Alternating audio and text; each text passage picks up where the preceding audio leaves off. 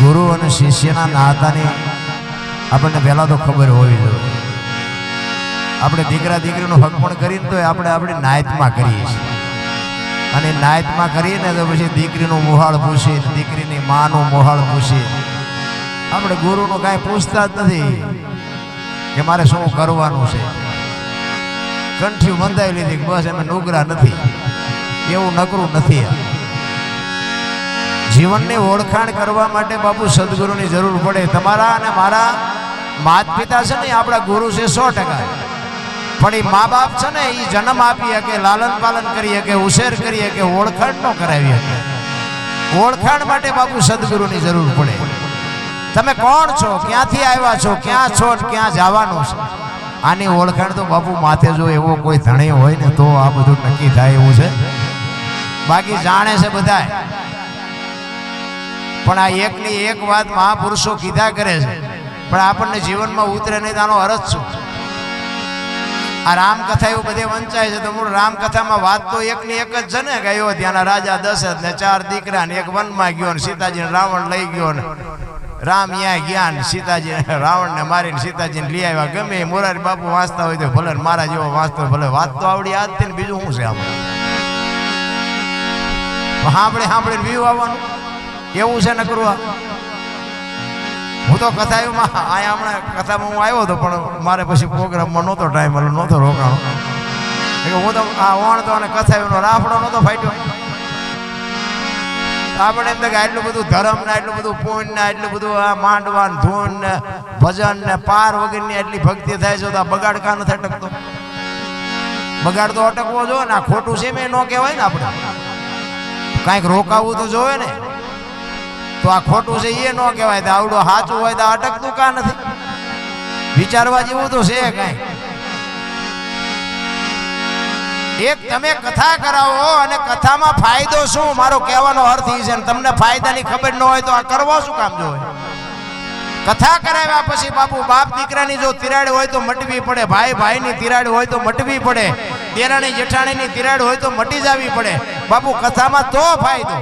નગર તો શું મંડપ વાળાને, સાઉન્ડ વાળાને, રસોઈયાને, કલાકારને, વાંસવા વાળાને એવડા એમને ફાયદો. તમારો શું ફાયદો? તમારા તો ખિસ્સા ખાલી થાય. ગામ ધુમાડા બેન દે, ઘરના છોકરા કે ભયોના છોકરા કે ના ઇનાયત મારે આડી છે, આને જ ખવડાવવાનું હતું, આ ભયોના છે. કથા કોઈથી ઉગે કોઈ અર્થ જ નથી. નારાયણ તમને મને બાપુ સમજણ હોવી જોઈએ કે આપણે શું કરવા બેઠા છે, અને આની ખબર ન હોય તો જીવનનો કોઈ અર્થ નથી રાખતો. અને આને સમજવા માટે સદગુરુ જોવે. અત્યારે સદગુરુનો પાર નથી. જ્યાં જો અહીંયા કે મેં ચેલા બનાવી છે, મેં બનાવી છે, બનાવો. ચેલા કઈ પૂછતા નથી, ગુરુ કઈ દેતા નથી, બધા એનું હાલ્યું છે. હું તો એમ કહું, ગુરુ મહારાજને પરસેવો ન વાળી દઈએ આપણે તો આ બધા જેન તે છે એ બધા કંઠિયું બાંધે ખરા. અમારે આ જીવનમાં બાપુ આવ્યા પછી તન મન ધન તમને હોંપ્યા પછી અમારે શું કરવાનું છે બાપુ? આવી કંઈક માગણી તો હોવી જોઈએ ને. માગણી ન હોય તો કોઈ ગુરુ બનાવવાનો કોઈ અર્થ નથી. ના બાપુ છે ને, સંતોની વેદના છે, સંતોની પીડા છે. ભજન છે ને, 4 વેદ 6 શાસ્ત્ર 18 પુરાણ અને 108 ઉપનિષદનો નિચોડ છે. ભજન એવું ડીંગો ડીંગ નથી, તો બધું અત્યારે હાલ્યું છે.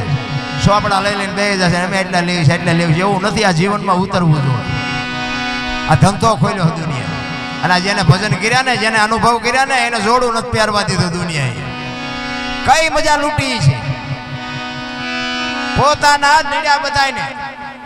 લખવું હોય તો લખી લેજો. આ હમણાં નાનભાઈ વાણી કરી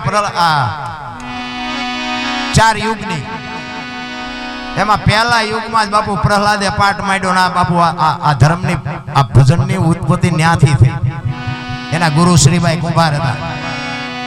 હવે હરણાકશ તો રાક્ષસ હતો બાપુ. રાક્ષસના છોકરા રાક્ષસ જ ન થાય, રાક્ષસના ભગત થાય. પણ ભક્તિ દિલાવર દેશની લાયા શ્રીભાઈ કુંભાર, પ્રહલાદ જેને પ્રગટ કરે અને જપે સારો સંસાર. આ બાપુ પ્રહલાદ આ દુનિયામાં ન આવ્યો હોત તો આપણે અત્યારે અહીં ન બેઠા હોત. ભજનની ઉત્પત્તિ હોય. હરણાકશ નો બાપુ ઇતિહાસ આખી દુનિયાને ખબર છે. મારો કહેવાનો અર્થ એ છે કે કંઈક આપણું જીવનનું પરિવર્તન થાય ને તો જ આ ભજનની મજા છે. બાકી મેં તો ઘણી વખત આ બધા મને સાંભળેલો છે ને હું તો કાયમ કહું છું કે મારો જેસલ કરતા ઇતિહાસ ખરાબ છે. હા, આપણે હારા માણસમાં આપણું નામ છે જ નહીં પહેલી વાત. પણ આ કૃપા સંતોની છે કે મને માર્ગે ચડાવ્યો. હું સંતોનો બાપુ ઋણી છું. નકર મેં કોઈ જિંદગીમાં સાધુ સીતારામ નથી કર્યા. મંદિરે શીનો ગયો હોય, 10 રૂપિયા મેં શીના આપ્યા હોય. પણ કાંઈક મારા મા બાપની કમાણી હશે ને કાંઈક મારું બેલેન્સ પડ્યું છે કે આંગળી પકડનારો જડજો અને ભજન પાકે ને પછી ઈશ્વરને બાપુ તમારી ઝૂંપડી આવવું પડે ને આવવું પડે લખી લેજો. સગાળસાને અહીંયા પાક્યું ને એટલે આવ્યો, જલારામને અહીંયા પાક્યું એટલે આવ્યો, સીબી રાજાને અહીંયા, મોરધ્વજ રાજાને અહીંયા, નરસિંહ મહેતાના 52 કામ કર્યા. શું લોન લીધી છે એને? 52 કામ કરવા પડે. આપણું એકાદું ન કરે પણ આપણને ભરો ક્યાં છે? હું તો અવારનવાર કહું કે આપણા ઘરમાં નાનું એવું મંદિર તો બધાને ઘરે હોય. ભલે મંદિર નો એક ફોટા ને આપણે દીવો અગરબત્તી તો કરતા જ હોય. ઘરો ઘર મારા ઘરે છે. ચોખા ઘીના દીવા કરવી, અગરબત્તી કરી, 2 ટાઈમ આપણે નાહી ધોઈને પૂજા પાઠ કરતા હોય, 5 નામ લેતા હોય, માળા કરતા હોય. તો હું એમ કહું છું કે આખું ઘર તમારે કંઈક લગ્નમાં જવાનું હોય તો ઘરને તાળું મારો, કુકાડું મૂકો. હું હોટ ઠપકારું છું, તમારી ક્યાં વાત હતી? પેલા આપણે 3 થી ચોખા ઘીના દીવા કરી 2 દી ધ્યાન ન રાખે. અને જો એ ધ્યાન ન રાખે તો ચોખ્ખું ઘી અહીંયા બાળવું એના કરતા છોકરાને ખવડાવે લોટકા નો થાય. પણ ભરોસો નથી. મુદ્દો એ છે. મને એક ભાઈ કહેતા હતા, મને કે ભગવાન જેવું કાંઈ છે નહીં. મેં એવું ન હોય. ભલામણા સાધુ સંતો કહે છે, દુનિયા કહે છે ને ભગવાન ન હોય તો દુનિયા હાલતી છે. મને કે ક્યાં છે દેખાડો. મેં કીધું તને તારો કાન છે? તો કે હા. મેં દેખાય? કે દેખાતો ને. હવે તને તારું કાન નો દેખાય તો ઓલો થોડો એમ નવરો છે તને દેખાય. આંખને ને કાનને જે 4 આંગળનું સેટું છે ને એટલું જ છે બેટા. તું હું કરસ નહીં બધી એને ખબર છે. પણ આ કાન છે ને એનો તને ભરોસો છે ને ઓલો છે ને એનો તને ભરોસો નથી. વસ્તુ આટલી છે. ગંગા સતીની વાણી બાપુ એમ કહે છે કે 21,600 શ્વાસા એમ નામ જાય છે આપણા. 21,600 શ્વાસાનો હિસાબ માર્યો.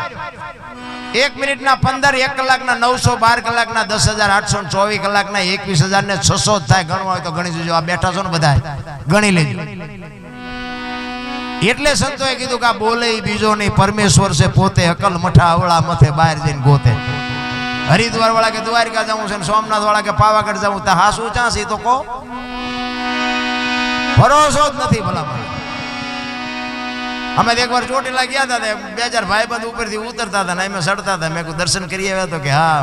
મેં માતાજી ચૂંદડી કેવા કલરની હતી? એ તો કે સારું યાદ ન રહ્યું. તો તમે દર્શન છે ના કર્યા? આમ નામ ડીંગો ડીંગ હાલે છે. ભલા મને કે ઓલા જાય છે, હાલો આપણે જાય. શું કામ જાઓ છો એ તો કંઈક નક્કી કરો. અહીં આપણે આવ્યા છીએ તો એનો કંઈક હેતુ છે ને કે બળદેવભાઈના ઘરે ગુરુ મહારાજને બોલાવ્યા છે, સંતવાણીનો પ્રોગ્રામ છે, એનો હિસાબ તો છે ને. આપણે બજારમાં વસ્તુ ખૂટી હોય તો લેવા જાય કે ભાઈ ઘરમાં વસ્તુ ખૂટી છે, હું લેવા આવ્યો છું. આપણે કોઈની લગ્ન પ્રસંગમાં જઈએ તો કે ભાઈ મારે વ્યવહાર છે એટલે હું આવ્યો છું. કારણ તો હોય ને, જીવનનું કારણ તો હોય ને. તો ઈશ્વરે તમને અહીંયાથી આ મોકલ્યા એનું કંઈ કારણ જ નહીં હોય. આ દુનિયાના ગાળિયા કરવા મોકલ્યા. અરે બાબુ, આ જીવનમાં ઉતારવા જેવો માણાનો અવતાર મળ્યો છે ને. હું તો એમ કહું છું કરોડો જન્મની કમાણી હોય તો માણાનો અવતાર મળે. અને એમાં અવતારનો સમય મને એમ થાય સતયુગમાં આવી હિલોળા નહીં હોય. સતયુગમાં હા, હરિશ્ચંદ્ર રાજા સતયુગમાં થયા હતા ને, બૈરું વેસવું પડ્યું. લો આપણે જ્યાં હજી વેસવાનો વારો આવ્યો. શું સતયુગ ને કરવો? અયોધ્યાનો મહારાજા બાપુ કાશીની બજારમાં એમ કહેતો લેવી છે કોઈને બાઈ, લેવી છે કોઈને બાપ. બાપુ શું ગુરુ મહારાજની વાત આપણે કરી. એક ગુરુ મહારાજનું દેણું ભરવા માટે પોતાના બૈરાની હરરાજી કરી. અયોધ્યાની મહારાણી કોની પાસે વાતું કરી? રામ ખાનારા નથી મળતા, નાખવું ક્યાં વાડમાં. અયોધ્યાની મહારાણીનું બાપુ, અયોધ્યાનો મહારાજા હરરાજી કરી નાખે. વિચાર કરજો, હજી આપણે બટકું રોટલો દેવા રાજી નથી. બૈરા હું વેસવાના હતા. અરે સમય જીવે એવો આવ્યો છે. ભલા મને આવો સમય તો કોઈએ નહીં પાડ્યો હોય. આપણા ગઢાની જ વાત કરો ને. આપણા ગઢાય હોની નોટ નથી પાડી લ્યો. આ માથે વરસાદ થાય, બોલો પૈસા તોય બધા રોવે જ છે. મારી પાસે કઈ નથી, કઈ નહીં, મરો કઈ ન હોય. રોવે છે બધા. જ્યાં જાવ એક પાસે જાય કે ધાબુ ભરવું તો છૂટા નથી. બીજા પાસે જાય કે ડોબું વિયાણું કે દોવા નથી. બીજા ભાઈ જાય કે છોકરાને વહુ તેડી ગયા વેવાય મોકલતા ને, બીજા ભાઈ જાય કે છોકરાને પોલીસ વાળા લઈ ગયા જામીન ચડતા નથી. આપણે જાણવું આખી દુનિયા રોવે જ છે હારી. હરીને મેળવવા એ તો દાસી જીવન રોવે, મીરા રોવે, નરસિંહ રોવે. હે મારા નાથ, તે અમને માણા બનાવીને મોકલ્યા. જો મારા બાપ તારો જો અમને આભા ન થાય તો માણાનો અવતાર ફોગટવ્યો જાય પેલા. અરે શું સંતો એ વાણી તમને મને એક વાણી રૂપી માર્ગ બતાવ્યા છે.